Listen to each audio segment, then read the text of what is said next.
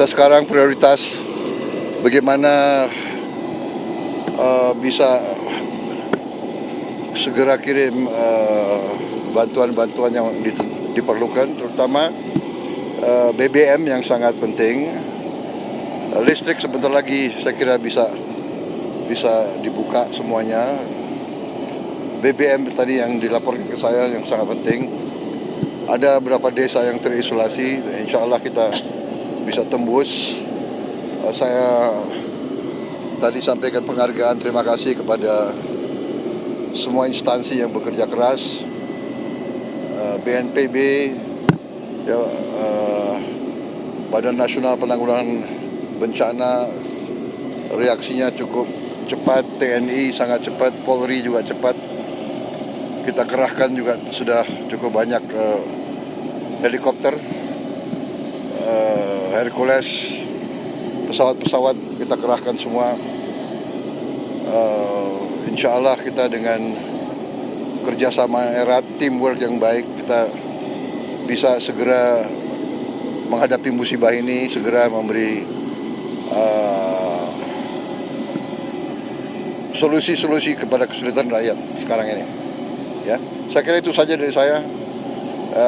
Kita hadapi, ya kita bersyukur cuaca membaik, ya. Ramalannya juga yang terburuk sudah lewat, mudah-mudahan. Ya, ini kondisi sekarang perubahan iklim kita harus hadapi dengan baik. Pemerintahan harus benar-benar berfungsi menjaga lingkungan, mengantisipasi kondisi di masa depan mungkin yang di daerah-daerah juga semuanya harus siap menghadapi kondisi yang perubahan iklim yang berpengaruh. Baik, terima kasih. Ya. Kalau dari hasil monitor Bapak, apakah kenapa? Ya, tentunya mereka masih dalam kondisi shock. Ya, saya kira pemerintah sudah berbuat ya yang terbaik. Ya. Kalau dari hasil monitor statusnya seperti apa, Pak? Mungkin kepada BNPB, Basarnas dan lain-lain setelah peninjauan di lapangan ada SOP khusus mungkin Pak yang perlu dilakukan? Ya, enggak, mereka sudah punya SOP, punya protap. Ya, kita sekarang apa yang dibutuhkan kita kerahkan, ya. Kalau dari hasil monitor, apakah statusnya cukup bencana darurat provinsi atau bisa dinaikkan? Iya, kita monitor terus. Saya kira situasi membaik, ya. Jadi saya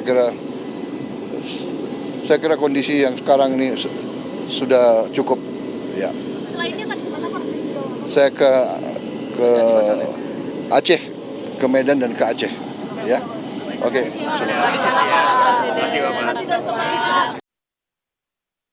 Tegar percaya kita semua satu keluarga besar, kita tidak akan membiarkan saudara sendiri memikul beban kita. Dan yang penting saya harus mengolah di pusat supaya kekayaan negara benar-benar untuk rakyat. Supaya tidak ada kebocoran, tidak ada maling-maling yang mencuri uang rakyat.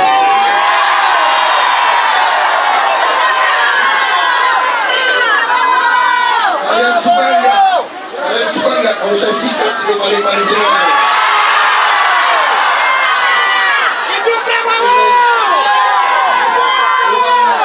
Uang yang mereka curi nanti kita alirkan semua ke rakyat. Ya.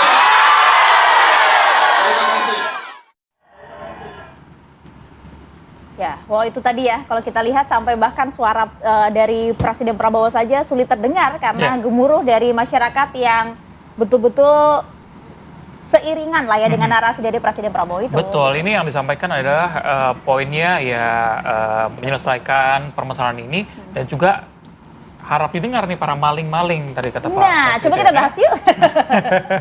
Bersama dengan narasumber yang sudah hadir bersama kami ada Mbak Melva Harahap dari Walhi. Assalamualaikum, selamat pagi Mbak Melva. Waalaikumsalam pagi Mas Mbak. Nah, lalu bergabung juga bersama kami Mas Rian Nugroho, Ketua Masyarakat Kebijakan Publik Indonesia. Assalamualaikum Mas. Selamat pagi, terima kasih. Sehat selalu. Kita juga bersama dengan hadir Respatori Sadam Al-Jihad. Respiratori. Sadam Al-Jihad Rega, ahli utama KSP. Ya. Mas, Assalamualaikum. Selamat pagi. Selamat pagi Mas Selamat Adam. pagi. Terima Selamat kasih. pagi. Terima Langsung kasih. saja Mas Adam kalau Ya. begitu. Apa sih yang kemudian membuat Pak Prabowo begitu marah kalau kita bisa bilang ya di hadapan banyaknya ratusan warga terdampak bencana di Sumatera? Betulkah kemudian akan menindak, menyikat segala maling-maling yang ada? Ya, itu yang disampaikan Pak Prabowo. Jadi artinya dalam posisi ini kita melihat bahwa bencana ini adalah bagian dari kerusakan lingkungan. Nah, kerusakan lingkungan ini kan harus kita lihat siapa dan apa kira-kira sumber masalahnya. Nah, dengan bahasa menangkap maling-maling dan sebagainya, kita mau merefresh lagi nih timeline ketika Pak Prabowo itu mengumpulkan di Hambalang terkait dengan Satgas PKH. Kapan itu? Hampir seminggu atau 2 minggu sebelum kejadian ini. Sebelum bencana? Sebelum bencana. Oke. Artinya saya mau bilang bahwa, nah PKH ini kan penertiban kawasan hutan. Jadi Perpres nomor 5 tahun 2025 di tanggal 21 Januari 2025 sudah ada ini Perpres. Nah, kemudian ini mungkin bagian dari antisipasi ketika ada situasi kondisi, ada kerusakan lingkungan. Dan kita melihat bahwa pasti sudah ada early warning system dari Pak Presiden, dari tim Pak Presiden terkait dengan ini. Nah, sehingga Satgas PKH ini dibentuk. Nah, dan kondisinya ini walaupun kita tidak mau ada bencana seperti ini, tapi dalam posisi ini menjadi evidence base. Yes. Oke. Menjadi evidence base. Kita lihat sama-sama banyak kayu yang berserakan di sungai, sampai ke laut. Nah, ini yang kemudian nanti kita lihat dan cari. Hati-hati, kata Pak Prabowo, hati-hati. Dalam posisi itu, hati-hati untuk maling-maling dan kita akan memberikan uangnya untuk masyarakat. Ya, Mas, sebelum lanjut, mohon maaf, si Satgas PKA ini, Ya. dia siapa saja isinya? Ya, itu di bawah koordinasi Pak Presiden, kemudian di situ ada Pak Menhan, ada kementerian lembaga terkait, ada BNPB, ada semua Ada TNI Menhut juga di Polri, dalamnya? Menhut ada di situ, Menhut ada di situ, Kementerian SDM pun ada di situ. Karena itu berhubungan bukan hanya kawasan hutan, tapi juga terkait dengan tambang ilegal. Nah, kita lihat tambang ilegal dan juga bagaimana pengelolaan tambang-tambang yang legal pun harus dievaluasi. Nah, ini yang kemudian disampaikan juga oleh Menko Muhaimin Iskandar terkait silahkan nanti kita sama-sama harus evaluasi terkait kementerian, misalkan Kementerian SDM, Kementerian Lingkungan, Kementerian Kehutanan, kebijakannya untuk sebesar-besarnya terhadap rakyat. Kan begitu kira-kira. Oke. Nah, ini yang memang Pak Presiden kita turunnya kemarin 3 langsung titik dari Sumut, kemudian di Aceh, kemudian di Sumatera Barat itu, dan di Sumatera Barat sangat berapi-api terkait itu. Sumatera Barat adalah titik terakhir Pak Presiden kemarin, dan kemungkinan dan dalam posisi itu Pak Presiden menyimpulkan dengan berapi-apinya hati-hati. Oke. Mbak Milva, Ya. kalau dari pihak pemerintah tadi dikatakan bahwa seminggu sebelumnya sudah bertemu begitu, berarti kan datanya sudah ada. Ya. Walhi juga saya yakin memiliki data yang sama begitu. Early warning sistemnya seperti apa kalau tadi dikatakan ini bencana alam? Ya. Pertama saya happy karena ada pejabat publik yang kemudian mengatakan bahwa bencana hari ini adalah bencana lingkungan, akibat lingkungan. Makasih Bang Sadam gitu ya. Karena banyak belakangan kan kita bilang bahwa kita dengar gitu ya kalau ini adalah bencana alam gitu ya. Padahal Walhi menyebutkan ini tidak hanya bencana lingkungan, tapi ini adalah bencana ekologis. Tidak ada bencana alam lagi karena Iya. semua sudah disebabkan oleh manusia. Benar. Karena situasi yang hari ini terjadi, intensitas hujan yang tinggi itu karena anomali cuaca. Itu kita udah tahu, BMKG sudah mengatakan. Nah, Walhi mencatat ada 1,4 juta hektar luasan tutupan hutan yang hilang di 3 provinsi itu dari tahun 2016 sampai tahun 2025. Dan kita juga akan membantu, kita sudah mengidentifikasi beberapa perusahaan yang kemudian kita katakan memperparah dampak bencana ekologis yang terjadi di 3 provinsi itu. Dan kalaupun kemudian Satgas yang dibentuk oleh pemerintahan Pak Prabowo hari ini gitu, justru kita juga menantang begitu ya, menantang untuk melakukan review yang kita anggap izin-izin itu diterbitkan di atas lokus-lokus bencana ekologis. Kita boleh yang hari bedah dulu terjadi. tidak data yang Anda miliki seperti apa? Ini kan berdasarkan fakta Ya. kan artinya kan. Iya, Ini iya. dari tahun 2016 hingga 2025. Mungkin kami juga akan tampilkan di layar kaca. Silakan. Ya, ada 631 perusahaan, Mbak, yang dikasih untuk izin tambang, HGU sawit, PBBH dan geotermal dan izin PLTA dan PLTM. Ini kita dapat dari 3 eksekutif daerah, Aceh, Sumatera Utara, dan Sumatera Barat. Nanti bisa saya kasihkan data-data itu, termasuk Sumatera Utara misalnya sudah menyebutkan ada 7 perusahaan yang berkontribusi terhadap dampaknya, meluasnya dampak bencana ekologis yang ada di Sumatera Utara. Dalam 10 tahun terakhir masifnya di tahun keberapa? Masifnya memang tahun ini. Sumatera Barat cuma yang berulang bencananya, Bang. Banjir dan longsornya, banjir ya. Tapi dampaknya justru hari ini semakin meluas. Pemberian izin juga lebih banyak di tahun ini? Lebih banyak juga di tahun ini gitu. Biasanya kalau dari catatan kita, adanya izin-izin itu muncul ketika menjelang masa-masa pemilu. Gitu. Dan itu kita catat di catatan tahu kita atau tinjauan lingkungan hidup kita. Nanti teman-teman bisa cek juga di situ bahwa perizinan meningkat pada saat-saat itu. Ini mungkin akan berpotensi dengan kontestasi politik. Bencana ekologis yang terjadi ini juga karena politik dan ekonomi. Perizinan tadi biasanya diberikan oleh pusat atau daerah, Mbak? Itu ada yang pusat, ada yang daerah. Ada yang pusat, ada yang daerah. Tapi kan undang-undang omnibus yang sekarang ini justru menarik kembali ke pusat, begitu. Tapi makanya perlu direview, Bang. Walhi meminta untuk semua perizinan itu dilakukan review untuk bisa direview perizinannya. Kalau memang kemudian bisa dicabut, kita cabut karena itu yang memperparah bencana ekologis yang terjadi hari ini. Tinggal dilihat kan gitu. Ini dikeluarkan tahun berapa gitu ya. Lalu siapa yang mengeluarkan? Apakah kemudian sudah sesuai dengan prosedurnya gitu. Karena misalnya untuk melakukan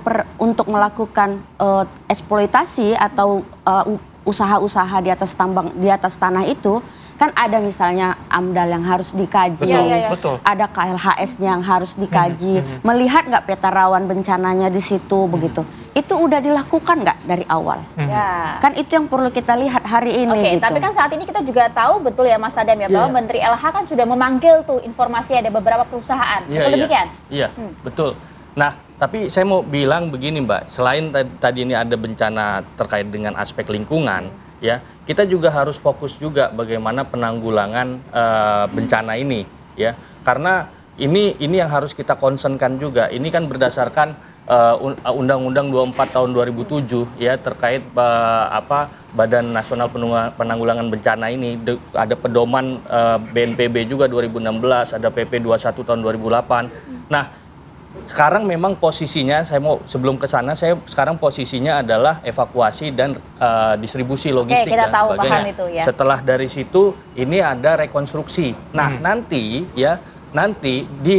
saya kira di hampir 6 hari ke depan itu akan ada pengumuman dari Pak Presiden. Saya kira ya, ini akan ada gambaran pengumuman bahwa akan ada rekonstruksi nasional. Rekonstruksi dalam konteks? Dalam konteks tadi yang terdampak daripada banjir. Ini kan sudah diinventarisasi.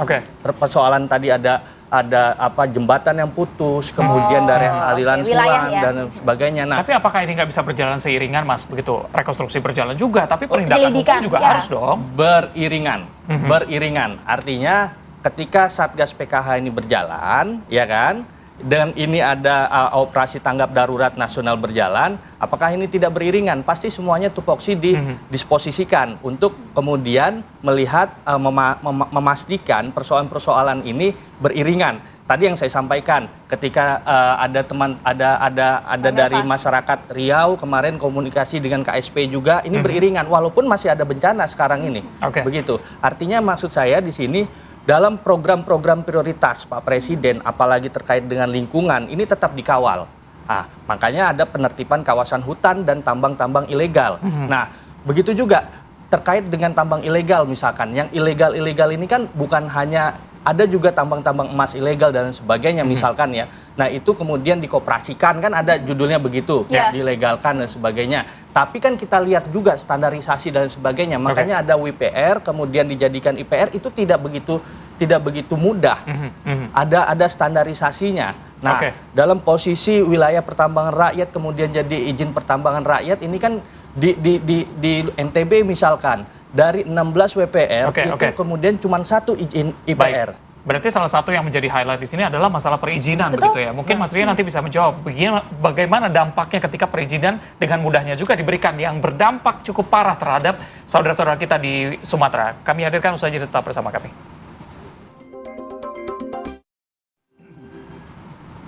Ya, Anda kembali di Apa Kabar Indonesia Pagi, pemirsa. Langsung saja, tadi Reza sudah nembak nih ya ke Mas Rian nih. Jadi bagaimana kalau Anda melihat kebijakan ini Pak Prabowo sudah berkoar-koar gitu ya, bahkan akan menyikat segala maling-maling yang ada. Tapi kita lihat juga bahwa nampaknya ada kesalahan nih dalam hal kebijakan yang mungkin diambil, perizinan dan lain-lain. Kok nggak beriringan ya Mas Rian? Jadi begini, pertama masalah Pak Prabowo turun ke lapangan ya, ini secara teori disebut sebagai hands on leader, pemimpin yang turun langsung. Nah ini terjadi karena sistem gak jalan. Nah dengan demikian beliau masuk dan memberikan arah kemana perginya. Dengan demikian setelah ini sistem harus jalan, diperbaiki lagi. Nah saya berikan masukan bagaimana cara menyelesaikan masalah tadi ya. Jadi kalau beliau belajar masalah corporate social responsibility, ini adalah kasus corporate ethical responsibility.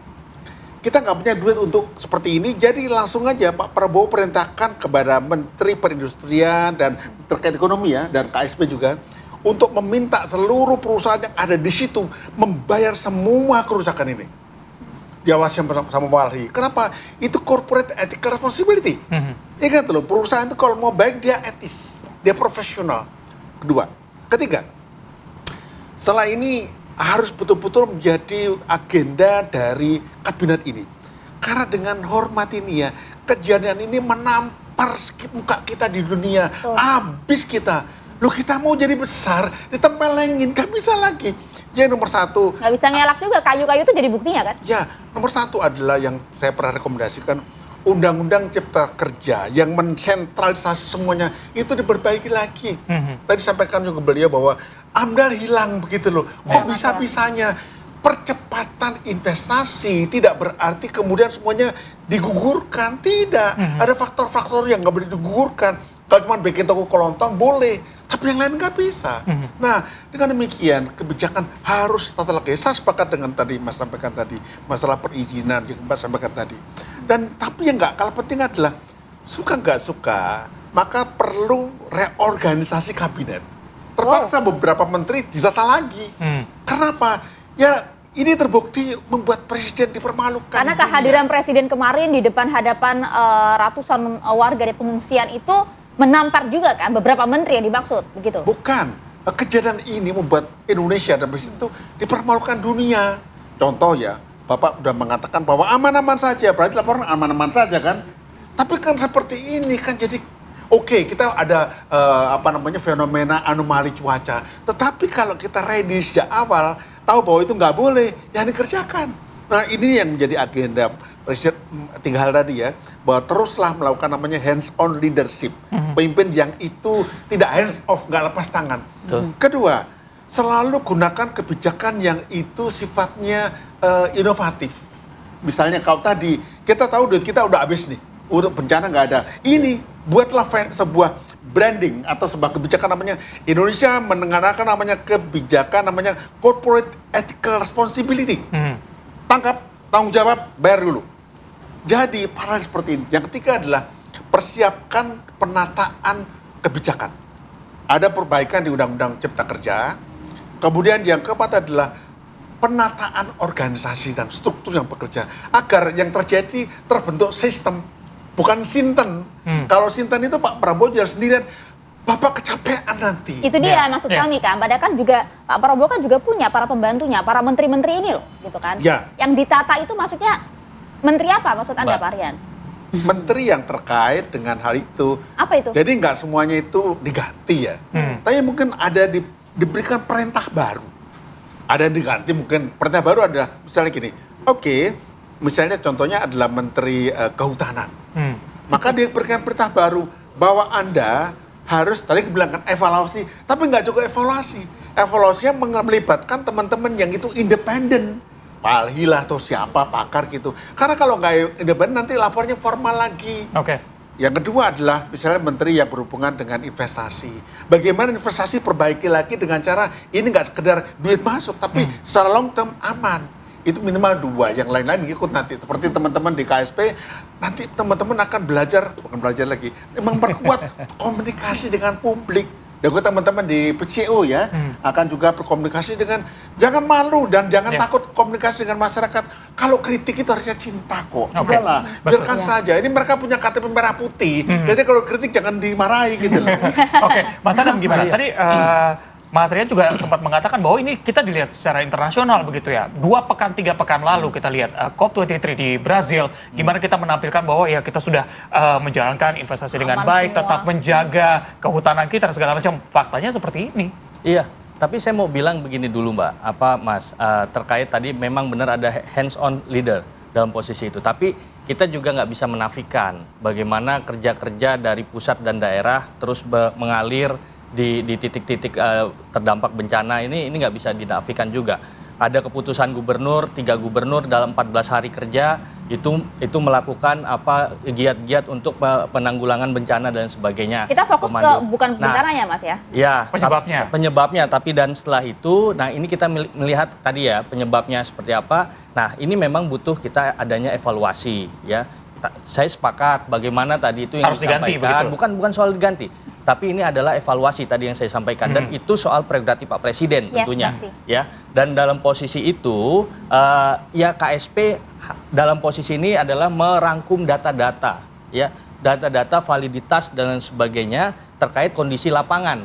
Artinya tadi bagaimana pengelolaan isu ini bersama-sama dengan stakeholder terkait, Walhi misalkan, ataupun dari masyarakat dan sebagainya untuk mendengar kira-kira masukannya seperti apa, bagaimana responnya dan sebagainya. Nah, kemudian ini akan digodok menjadi satu data yang konkret untuk kemudian keputusan itu tetap ada di Pak Presiden. Sampai di sana dulu mungkin, Mas Adam. Mbak Melva, Walhi pernah diajak nggak berbincang, diskusi soal ini? Sama siapa dulu ini? Sama pemerintah? Belum. Nah, kebetulan kan ini masuk nih, ini ketemu, ini baru ini. Dan dalam posisi ini kan kami mengajak Walhi untuk respon bencana ini ya. Berarti selama ini belum ada kan Mas? Berarti nunggu ada bencana dulu bukan ya? nunggu dalam kondisi bencana Mas. Dalam posisi ini ya, dalam posisi ini adalah ini PKH, Satgas PKH ini saya kira sudah banyak komunikasi ya. Tapi kan kalau untuk KSP-nya, ya untuk KSP-nya ini kami mengajak, ini kan KSP kan, ya ini mengajak untuk terkait dengan info-info dan sebagainya. Ini kan kondisi yang extraordinary. Maksud kami begini Mas, kalau kemudian sudah Pak Prabowo sadar betul bahwa kondisi yang ada, fakta real di lapangan seperti apa, bahkan kita sebelumnya sudah dikumpulkan sejumlah orang, bahkan dibentuk ada Satgas PKH di sana. Artinya Pak Prabowo betul-betul paham ada masalah di sini, ada laporan yang tak sesuai yang diberikan kepada Presiden dan juga di lapangan. Artinya apa kinerja dari Satgas PKH ini selama ini kalau kemudian Walhi saja tidak pernah diajak berbincang? Satgas PKH baru kemarin ya, dari 2 minggu yang lalu ya, ketika sebelum bencana. Ini kan tadi yang saya sampaikan ya. Peraturannya dari 21 Januari 2025 dalam posisi ini ya. Nah artinya ini kerja-kerja ini terus berjalan dan tadi saya sampaikan kok dilalanya kita sebenarnya tidak menginginkan bencana ini. Tapi ternyata ada evidence base di situ. Tadi yang disampaikan bahwa kayu dan sebagainya. Nah ini yang kemudian menjadi evidence base untuk kita mengajak stakeholder masyarakat terkait untuk kita berkomunikasi kira-kira ini solusinya bagaimana, kan begitu. Jadi kalau dalam 2 minggu kemudian ini ada kejadian ini, bukannya ini kok belum diajak dan sebagainya, misalkan seperti itu. Oke, kita minta respon, Mbak Melva. Silakan. Jadi aku mikirnya begini Bang, ini mohon maaf ini, kemudian jadi berpikir Satgas PKH ini untuk apa? Apakah benar bekerja untuk mereview ataupun mencari fakta di lapangan terkait perusahaan yang bekerja di atas hutan atau di atas hutan kita gitu. Karena kemudian kalau itu berjalan, harusnya ketika organisasi masyarakat sipil menyampaikan fakta itu direspon baik juga harusnya dengan Satgas ini kalau dia sudah bekerja. Tapi kan kemudian kita bertanya, kita berbaik sangka ini sudah bekerja apa belum? Atau ini hanya baru sekedar ada satu surat yang mengatakan bahwa ada Satgas itu. Itu satu, Bang. Lalu yang kedua yang mau kita respon adalah ketika kan kita sering ya, misalnya Walhi sering mengatakan kita duga ada perusahaan perkebunan kelapa sawit yang mengakibatkan kebakaran hutan di daerah Sumatera. Lalu ada sering kita juga sebut bahwa ada PT NSHE di Batang Toru gitu. Ini nggak pernah selama ini kita diajak duduk. Kita udah cerewet nih misalnya ya kita nggak pernah diajak untuk berbincang begitu. Jadi saya pernah ingat tahun 2018 sama Ibu Siti Nurbaya, kita Walhi dan Ibu KLHK masih bergabung, kita bikin rapat bersama. Itu hasil obrol panjang. Tapi di yang pemerintahan saat ini belum gitu. Pemerintahan ini saat ini. Obrolan kemarin, pertemuan kemarin itu ada 28 kasus prioritas yang Walhi serahkan ke Gakum untuk bisa diselesaikan. Di lapangan bertempur juga. Kan kita ini organisasi masyarakat sipil ini teman harusnya kan Bang. Jadi ya, jadi respon dulu lah ya Mbak ya. Silakan Mas Adam. Iya, saya kira begini Mbak, tadi yang saya sampaikan Satgas ini ya, kemudian dikumpulkan ini 2 minggu sebelumnya nih dalam posisi ini ya. Jadi kalau misalkan dalam case dalam kondisi ini ya tadi yang saya sampaikan, Pak Presiden datang ke lapangan dan ini menjadi evidence base dalam posisi ini. Nah, kita akan pastikan, KSP akan pastikan bagaimana Satgas PKH ini berjalan. Itu yang pertama. Lagi ngatur strategi ya, gitu ya. Ini kita akan pastikan. Yang pertama itu. Yang kedua adalah bagaimana KSP akan mengundang stakeholder terkait dengan persoalan-persoalan lingkungan. Karena ini akan kita berikan rekomendasi ke Pak Presiden bagaimana nanti kementerian-kementerian terkait untuk mengevaluasi kebijakannya. Seperti itu. Nah, ini kan kita dalam posisi ini, tadi yang saya sampaikan, ini dalam posisi berkabung. Dalam posisi 1 minggu ini, dalam posisi kebencanaan. Dalam posisi pasca ini kita harus merekonstruksi. Ya, dalam posisi setelah dari rekonstruksi ini bagaimana early warning system itu dibangun supaya tidak ada lagi resiko kebencanaan yang ada. Nah, ini semua kita sedang bekerja dalam posisi ini. Artinya tadi yang saya bilang bahwa pemerintah di sini hadir di tengah masyarakat dengan wajah humanistik, bahwa dalam posisi ini kita bertahap dalam posisi melakukannya. Baik, Mas Rian terakhir, selain harus mengganti, tadi Anda katakan ada menteri-menteri, ada evaluasi juga, apalagi yang harus disampaikan terakhir, Mas? Nah, tadi ya dikatakan akan bekerja dengan masyarakat toh. Mulai sekarang, baik itu Satgas Kehutanan atau Pajak, membuktikan apa yang dikatakan sebagai wajah manusiawi. Bukan topeng manusiawi loh. Betul. Apa begitu caranya? Setiap saat dilaporkan. Kita juga sebagai dosen nanti melihat apakah setiap saat di-report apa tidak. Jadi kita akan cek lagi apakah dilibatkan. Greenpeace kalau perlu dilibatkan. Kenapa? Ini namanya adalah participatory policies. Cukup ini. Cukup selama ini kita bekerja di dalam gelap. Pemerintah bekerja sendiri ngomong, kami ngajak. Tapi enggak diajak. Jadi kita masuk namanya participatory policies. Kedua adalah namanya stakeholders management di dalam public policy. Dan Anda mampu di bawah kepemimpinan Pak Prabowo ini bisa dilakukan dengan baik? Pak Prabowo aja galak kok. Gini, tinggal kita yakin beliau harus satu ritme ya para pembantunya ya. Perintahkan. Gini kan tuh, Presiden tuh commanding loh ya. Satu komando. Jadi gini, Presiden itu commanding. Diperintahkan saja dan mulai besok, lusa, seterusnya itu polanya harus transparan. Terang enggak transparan. Jadi dilaporkan dan enggak boleh lagi ada pernyataan di TV, kami belum melibatkan. Wah, itu berarti sebuah topeng. Nah, kita nantikan lah seperti apa implementasi dari tugas Presiden ini ya. Ya, gitu. Terima kasih, sukses selalu lah. Tolong semua kita teman-teman di Sumatera Utara ini. Apalagi tadi dikatakan kemungkinan sekitar 6 hari lagi ya Pak Presiden akan mengumumkan rekonstruksi nasional. Rekonstruksi nasional, kita harapkan ini juga bisa berjalan dengan lurus begitu sesuai dengan mencari siapa penyebabnya dan siapa yang harus bertanggung jawab. 6 hari saya masih tambahkan, ini terlalu panjang. 2 hari. 2 hari. 2 hari, oke. Ini kita masih mengurusi soal evakuasi terlebih dahulu di bencana ya. Ini semuanya harus cepat. Dalam posisi ini ada tahapannya memang. Jadi Ada hari pertama Pak Presiden hadir di tengah masyarakat, hari kedua kemudian ada verifikasi terkait dengan kira-kira yang akan direhabilitasi seperti apa, bagaimana psikososial dan sebagainya. Jadi ini ada Gini, saya tahapan. beritahu. Terima kasih banyak Mas Rian Matur Nuwun. Terima kasih Mas Adam, terima kasih banyak Pak. Nanti kita diskusi lagi ya usai on air ya. Terima kasih banyak. Kami jeda dulu pemirsa, usai jeda kami masih ajak Anda menuju ke lokasi bencana di utara Sumatera seperti apa tim SAR gabungan yang masih terus melakukan pencarian korban hilang akibat banjir bandang yang melanda jalur lintas Padang Bukit Tinggi. Sesaat lagi.